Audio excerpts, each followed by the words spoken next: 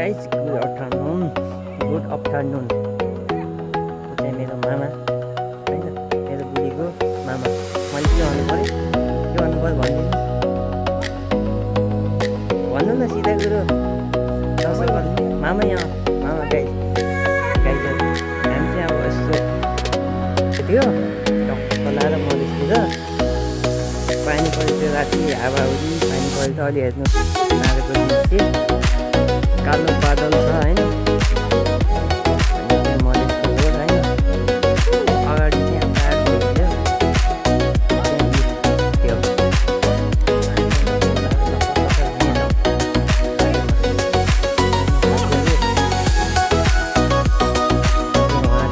बुवाले सधैँ चलाउँदै जानु त भैँसी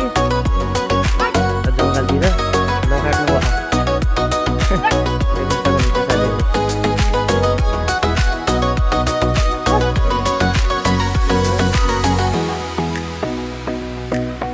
भाग्यो भैँसीको बाच्छो